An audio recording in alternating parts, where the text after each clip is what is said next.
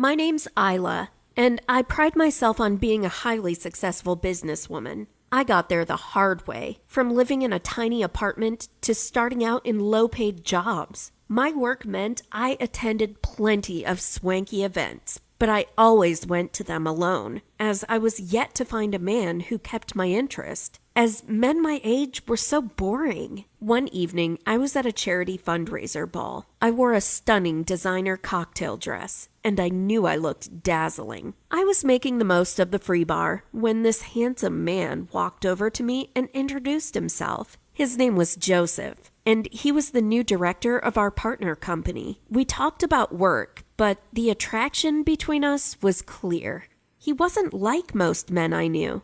Instead, he was so elegant, successful, and such a role model. I noticed the white mark around his bare wedding finger. I knew he must have removed it, but I ignored this factor. For the rest of the evening, it seemed we kept gravitating toward each other, whether this was outside in the smoking area or on the dance floor. I didn't expect anything to happen, but then I found myself thinking about him all the time. He'd given me his business card at the ball, so I called him up and arranged a business meeting, which turned into a champagne-filled lunch. The attraction was undeniable, and soon the talk turned from work to our private lives. My plan worked, as later that day, he sent me a message asking to meet me. I knew about his wife and kids. I only had to look up his name online to find that out, but there was something so alluring about him. I was desperate to get to know him better. Don't get me wrong. Although he's a successful and wealthy man, my intention was never to live off him for his money. I'm an independent woman. I'm smart and successful and have plenty of my own money. I came to him simply because I was so fascinated that I couldn't resist. I'm happy to be with him. That's enough.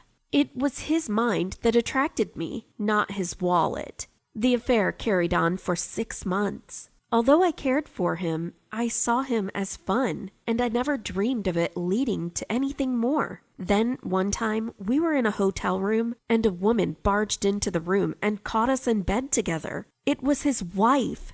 She was just a boring housewife who couldn't compare to me. No wonder he'd cheated on her.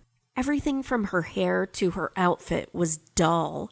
I did feel a little bad for her. When she saw me and him together, she just stood there in shock, then cried and ran away. His wife later found out my Facebook account and sent me a message. I beg you, please let him come back to me and our children. I can't lose such a great husband like him. My kids can't lose such a great father. He loves me so much and always takes care of our kids. He obviously doesn't love you. You're nothing to him. Stop this now. Do you understand? I didn't even want to take him from her before. It was only a bit of fun, but reading her rude message angered me. It wasn't my fault she couldn't satisfy her husband and he strayed. How dare she say that he didn't love me and I didn't deserve him? How blind she was. I used to think that I could peacefully share the man I care about with his wife, but if she seeks a war, then so be it. I called him and demanded that he divorce his wife. If not, it was over between us. To comfort me, he instantly came over and took me out to a luxurious restaurant and bought me gifts. While we were back at my place and cuddling, he stopped by my ear and whispered, "Let's get pregnant. If not, my wife will not agree to divorce me, and we can't be together."